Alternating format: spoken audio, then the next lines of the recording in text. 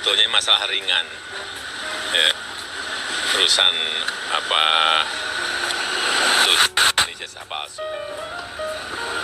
Tetapi memang perlu dibawa ke ranah hukum agar semuanya jelas dan gamblang. Ya, itu aja dari saya. Fitnah, dugaan fitnah, dan tuduhan-tuduhan tersebut itu sangat-sangat kejam.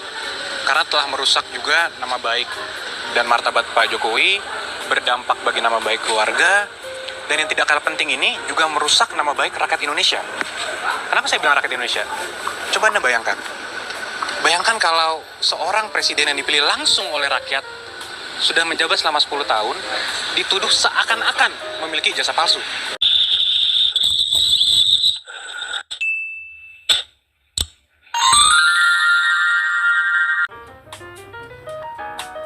Pemirsa, setelah gonjang-ganjing yang kian hari kian hangat di berbagai media, terutama media sosial tentang tuduhan ijazah palsu atau keaslian ijazah Presiden ke-7 Republik Indonesia, Joko Widodo, kemarin Rabu pagi, 30 April 2025, Presiden ke-7 Republik Indonesia Joko Widodo mendatangi Polda Metro Jaya melaporkan langsung tentang tuduhan tersebut. Pemirsa, tentu saja laporan ini menandai babak baru tentang gonjang-ganjing tentang keaslian ijazah Presiden ke-7 Republik Indonesia ini. Beliau mendatangi Polda Metro Jaya yang didampingi kuasa hukumnya. Bagaimana laporan tuduhan tersebut? Berikut selengkapnya dijelaskan oleh kuasa hukum atau pengacara Joko Widodo dalam sebuah wawancara. Berikut ini selengkapnya. Ya, ini sebetulnya masalah ringan, ya, urusan apa tuduhan ijazah palsu.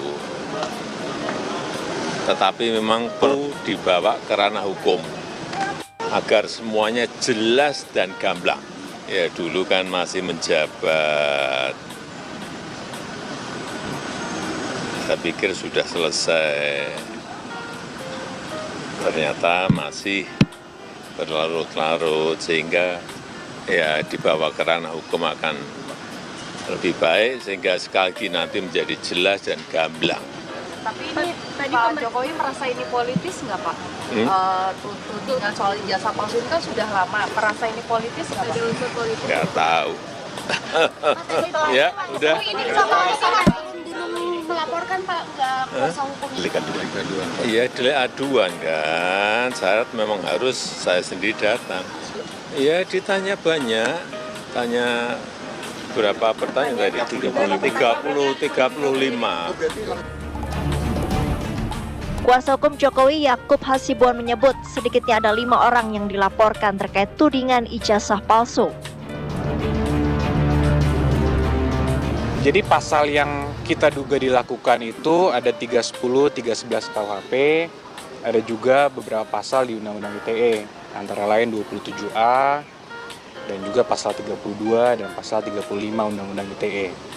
Itu semua sudah disampaikan. Siapa aja yang Jadi terlapornya itu semua nanti dalam lidik. Tapi tentunya dalam semua rangkaian peristiwa itu kita sudah sampaikan kepada para penyidik semua barang-barang bukti-bukti yang sudah kita sampaikan, peristiwa-peristiwanya 24 objek. Ada 24 video ya, sekitar 24 objek yang kita sudah Pak Jokowi sudah laporkan juga, yaitu juga diduga dilakukan oleh beberapa pihak. Ya mungkin inisialnya kalau boleh saya sampaikan ada RS, kemudian ES, ada juga T, inisial T, ada inisial K juga. Jokowi dan tim kuasa hukum kini menyerahkan proses hukum pada penyidik Polda Metro Jaya untuk mengusut kasus tudingan ijazah palsu. Pemirsa, siapa saja yang dilaporkan terkait tudingan ijazah palsu Presiden ke-7 RI Joko Widodo? Bersama kami sudah bergabung kuasa hukum Jokowi Yakub Hasibuan. Baik, Bang Yakub, ini siapa saja 5 orang yang dilaporkan oleh Pak Jokowi terkait dengan ijazah palsu ini? Jadi bisa saya sampaikan kembali bahwa untuk terlapornya ini masih dalam lidik. Namun dalam rangkaian peristiwa yang diadukan oleh Pak Jokowi kepada para penyidik, tentunya peristiwa-peristiwa tersebut juga diduga dilakukan oleh beberapa pihak yang mungkin dari inisialnya juga sudah disampaikan sebelumnya. Ada dari inisial RS, ada 2 inisial RS, ada inisial ES, inisial K, dan inisial juga T. Mungkin itu yang bisa saya sampaikan mengenai pihak terlapor maupun dugaan-dugaan tindak pidana yang dilakukan lah. Baik, apakah laporannya ini sama atau berbeda dari kelima orang ini? Tentunya sifatnya Pak Jokowi melaporkan peristiwanya, Mas Aditya. Apa saja yang beliau alami sendiri tentunya, dan apa yang menurut beliau telah mencemarkan nama baik beliau. Nanti kami serahkan semuanya kepada para penyidik agar dalam proses penyelidikan hingga penyidikan, kalaupun nanti penuntutan hingga persidangan, itu nanti agar dinilai. Dan terakhir tentunya akan dinilai oleh majelis hakim atau persidangan. Kira-kira siapa yang bertanggung jawab atas peristiwa tersebut. Jadi dari sisi Pak Jokowi, kami hanya melaporkan peristiwanya. Ya, tadi kan juga Anda sempat menyatakan bahwa pasal yang diajukan adalah pasal 310, 311, kemudian ada Undang-Undang ITE. Mungkin boleh didetailkan, Mas, pasal ini berhubungan dengan apa saja supaya publik ini tahu? Ya, tentunya pasal-pasal tersebut itu berhubungan dengan tindakan pencemaran nama baik dan juga fitnah, dan juga dengan adanya Undang-Undang ITE itu adalah jika tindakan tersebut dilakukan melalui media elektronik. Jadi itu semua sangat berkaitan dengan adanya ada dugaan tindakan seseorang, berkaitan dengan adanya ada dugaan tindakan seseorang yang tindakan tersebut telah mencemarkan nama baik Pak Jokowi.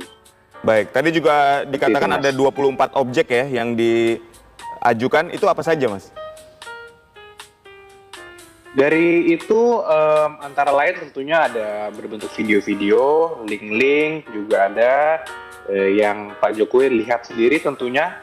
Jadi beliau mengalami sendiri, melihat sendiri langsung, yang mana link-link tersebut tentunya disampaikan kepada para penyidik untuk diinvestigasi lebih lanjut. Tentunya kan kita harus menghormati juga para penyidik untuk nantinya dapat menilai apakah video tersebut memang benar disebarkan oleh pihak A, dan kemudian yang berbicara dan menyebarkan berita-berita tersebut adalah pihak B. Nah ini tentunya kami juga yakin akan memakan waktu mungkin, dan oleh karena itu kami juga menyerahkan dan menghormati proses ini kepada pihak polisian. Baik, Pak Jokowi ini kan dicecar oleh 35 pertanyaan oleh penyidik. Apa saja, Mas, secara garis besarnya pertanyaan yang diajukan oleh penyidik ini? Ya, tentunya banyak sekali mengenai sejarah Pak Jokowi, karena ini semua kebetulan Pak Jokowi juga membawa seluruh ijazahnya diperlihatkan langsung pada para penyidik, ijazah SD, SMP, SMA hingga kuliah juga. Semua diperlihatkan, dan tentunya dari para penyidik pertanyaannya juga seputaran hal itu, lulus kapan dan sebagainya, kegiatannya dulu seperti apa, kapan Pak Jokowi juga mengalami dugaan tindak pidana yang dilakukan juga, kemudian peristiwa-peristiwa tersebut detail seperti apa. Jadi lebih ke arah situ, Mas. Baik, ini kan Pak Jokowi mengatakan bahwa sebetulnya masalah dugaan ijazah palsu ini adalah masalah yang kecil yang kemudian dihembuskan berkali-kali. Nah, sebetulnya apa output yang ingin dihasilkan dari pelaporan ini terhadap 5 orang yang kemudian dilaporkan ke polisi? Ya, Outputnya sangat simpel, Mas Aditya. Sebenarnya outputnya kita ingin agar kebenaran terungkap. Karena selama ini Pak Jokowi diam. Dengan pertimbangan yang Pak Jokowi sudah sampaikan tadi. Selama ini diam, dikira akan hilang sendiri saja. Mungkin ada orang-orang yang ya tidak tahulah apa dibayangkan mereka mungkin kan. Tapi ternyata Pak Jokowi sudah turun tidak lagi presiden, masih terus. Dan berkali-kali kita press conference dan memberikan himbauan, sudahlah, tolong di stop berita-berita bohong dan stop mencemarkan nama baik Pak Jokowi. Ternyata masih dilakukan menurut Pak Jokowi. Oleh karena itu, tindakan ini harus diambil dan tentu sangat berat juga untuk Pak Jokowi sebenarnya. Tidak mudah kan untuk datang sendiri ke Polda melaporkan ini, tentu ada pertimbangan psikologis dan logis juga seperti apa. Tapi hal ini wajib menurut Pak Jokowi dilakukan agar kebenaran terungkap dan agar nama baik Pak Jokowi dan juga nama baik rakyat Indonesia ini dipulihkan juga. Karena banyak sekali rakyat di luar ini yang marah juga sebenarnya, Mas. Yeah. Kenapa sih presiden saya yang sudah 10 tahun menjabat masih aja dipermasalahkan ijazahnya? Kan kalau memang framing seperti itu kita biarkan dan jejak digital kan nggak akan hilang, Mas. Jadi ini tidak bisa dibiarkan. Jangan sampai reputasi negara Indonesia juga dipertaruhkan. Oleh karena itu, ya Pak Jokowi berpendapat ini sudah bukan lagi mengenai Pak Jokowi pribadi.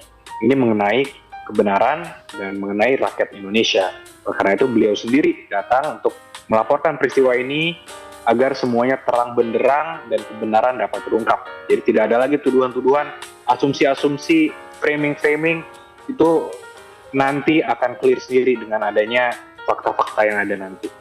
Baik, framing, tuduhan, asumsi mengenai ijazah palsu ini kan ya kalau kita lihat di rekam jejak digital sudah bertebaran gitu ya. Nah, sebagai kuasa hukum apa yang dapat Anda yakinkan kepada publik bahwa ijazah dari Pak Jokowi ini memang betul-betul asli, Mas? Ya tentunya kalau saya sendiri, saya coba sampaikan, saya sudah melihat sendiri ijazahnya, didukung. Hai semuanya. Hari ini Official Gold secara resmi membuka sesi perdagangan langsung dengan promosi yang lagi oleh statement dari pihak yang berwenang yaitu UGM, dan sekarang kami sudah serahkan ke aparat penegak hukum untuk ditempuh jalur hukum. Sehingga nantinya keputusan apa pengadilan nanti ya itu kita tunggu sehingga terang benderang semuanya. Karena kalau sekarang ini saya bisa memiliki argumen, orang lain bisa memiliki argumen, walaupun sebenarnya tidak dibenarkan argumen-argumen yang sifatnya tendensius dan sifatnya mencemarkan nama baik, itu tidak dibenarkan. Ya namun siapapun boleh beropini. Nah, opini ini kan tidak ada artinya kalau tidak tahu kebenarannya apa. Betul. Makanya kita bawa ke jalur hukum agar nanti ada ujungnya. Nah, yang itu yang kita tunggu sekarang, ujungnya apa? Nah, ujungnya harapannya dapat ada putusan pengadilan yang menentukan nanti benar nggak sih asli atau tidak, dan ketika sudah diputus nanti case close, tidak ada lagi orang yang bisa melakukan tuduhan-tuduhan yang tidak seharusnya. Baik, dengan bukti-bukti yang dimiliki oleh tim kuasa hukum, seberapa yakin bahwa tim kuasa hukum ini dapat memenangkan keputusan pengadilan dan menyatakan bahwa ijazah Pak Jokowi ini asli? Ya tentu kalau dari pihak kami sangat yakin, Mas. Tapi karena ini kita sudah serahkan ke aparat penegak hukum, ya kita hormati. Dan ini karena penyelidikan sedang berjalan, ya kita tidak mau terlalu mencampuri, kita tidak mau intervensi. Tapi yang penting kami siap mempertanggungjawabkan semua pernyataan maupun dokumen-dokumen, barang bukti apapun yang kita sudah pernah sampaikan, kami siap mempertanggungjawabkan. Dan kalau nanti diminta oleh aparat penegak hukum, kami dan Pak Jokowi pun sudah siap untuk memberikan. Karena tujuan kami adalah satu, agar kebenaran terungkap. Baik, harapan untuk mereka-mereka yang hari ini masih melakukan framing, tuduhan, dan asumsi terhadap ijazah palsu Pak Jokowi, mungkin bisa disampaikan, Bang Yakub? Ya, tentunya harapan kami agar tindakan-tindakan yang merupakan mungkin dugaan-dugaan fitnah atau ujaran-ujaran yang tidak seharusnya ini, tuduhan mengenai ijazah palsu ini dihentikan. Karena ini bukan masalah Pak Jokowi lagi. Hal ini berpotensi untuk memecah belah bangsa juga. Memecah belah dan merusak reputasi rakyat Indonesia juga. Ini yang kita sangat tidak inginkan. Makanya Pak Jokowi juga datang sendiri tadi, kembali lagi, jangan sampai rakyat terpecah belah, jangan sampai isu-isu ini yang sebenarnya sangat tidak benar, tidak berdasar ini bisa semakin besar lagi dan memperburuk dan merusak nama baik rakyat Indonesia, pemerintah Indonesia, dan bangsa Indonesia. Itu harapan kami, Mas. Baik. Mungkin satu pertanyaan terakhir, kenapa baru sekarang dilaporkan, Bang Yakub? Ya, mungkin tadi Pak Jokowi sudah sampaikan sendiri bahwa beliau tentunya memiliki pertimbangan yang sangat panjang, sangat banyak. Apalagi beliau ketika masih menjabat, tentunya mungkin memiliki pertimbangan psikologis lah untuk tidak melakukan itu. Namun setelah beliau purna tugas juga, sudah hampir setengah tahun beliau purna tugas, ternyata masih ada. Dan malah makin parah faktanya.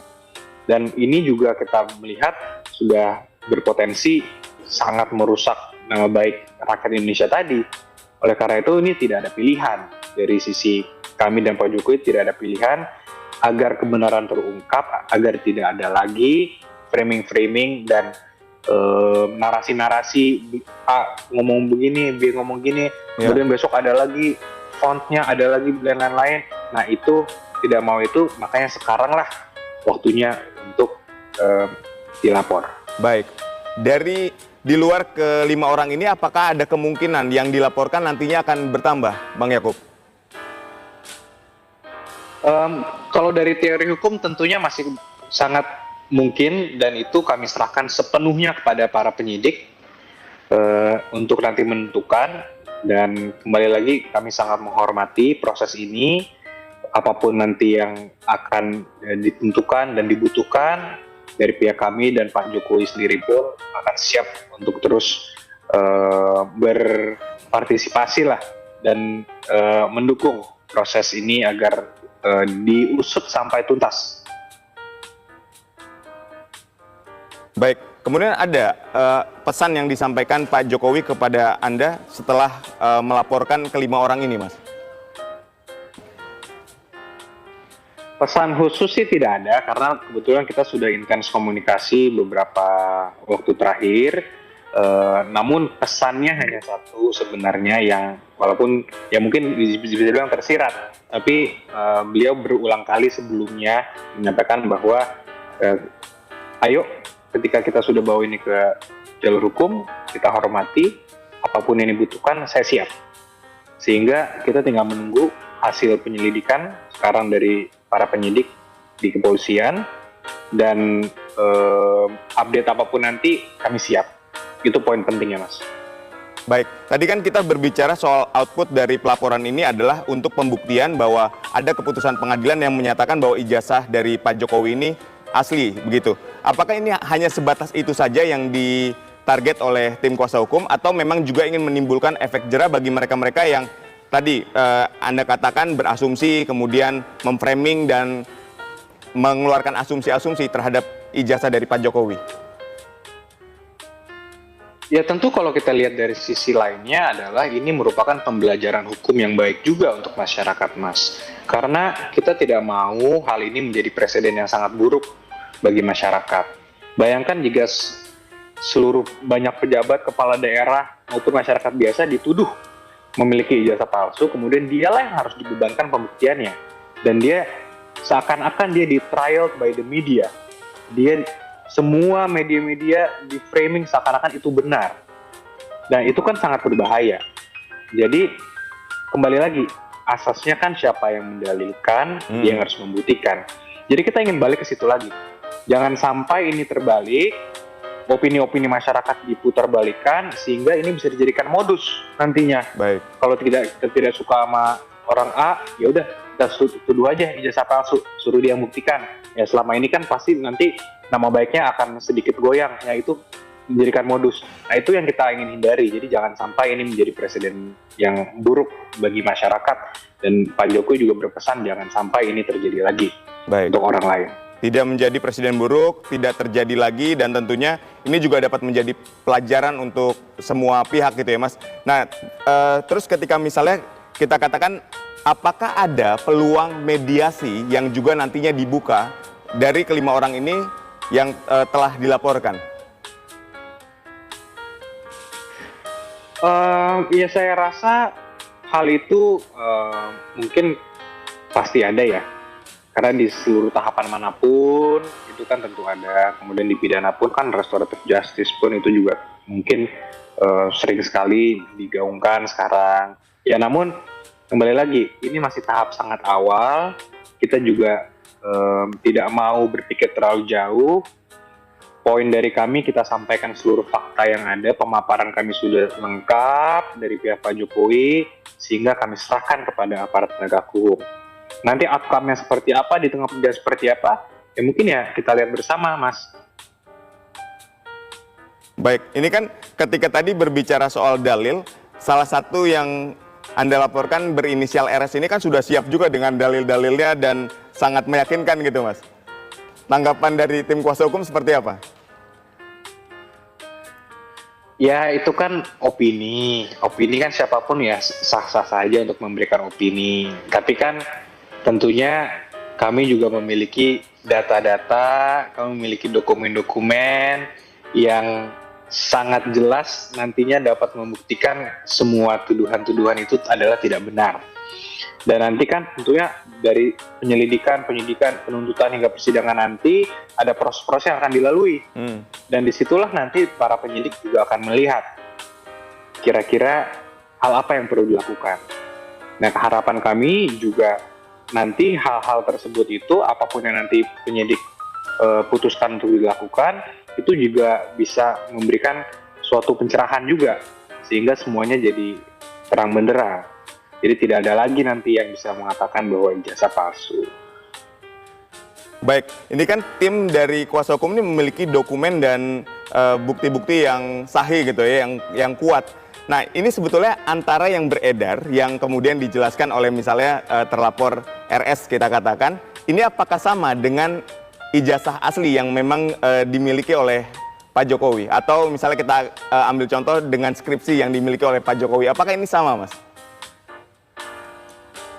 Ya mungkin paling gampang ditanya ke pihak yang sana, Mas. Dari mana mendapatkan source itu? Karena itu pertanyaan yang paling penting sebenarnya, source-nya dari mana? Jika tidak ada yang bisa mengatakan saya dapat dari Pak Jokowi, sehingga ya tidak ada gunanya kita menganalisa segala macam dengan segala jenis teknologi yang beredar selama ini ya. Itu kan jadi nol nilainya. Jadi artinya kalau memang dokumen-dokumen yang digunakan, dianalisa dan sebagainya itu bukan berasal dari Pak Jokowi, ya tidak ada artinya. Dan sampai sekarang saya tegaskan Pak Jokowi tidak pernah memberikan kopi dokumen itu kepada siapapun untuk disebarluaskan. Itu tegas. Baik.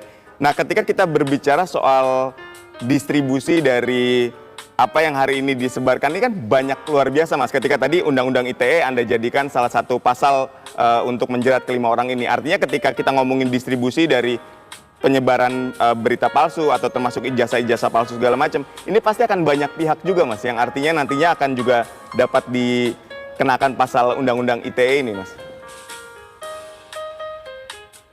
Ya, artinya kalau mengenai ini sudah masuk pokok perkara ya kami mempercayakan sepenuhnya dan kami menghormati proses penyidikan yang sedang berjalan, Mas. Nanti mungkin biar para penyidik yang menjelaskan kira-kira seperti apa dan langkah-langkah ke depannya seperti apa.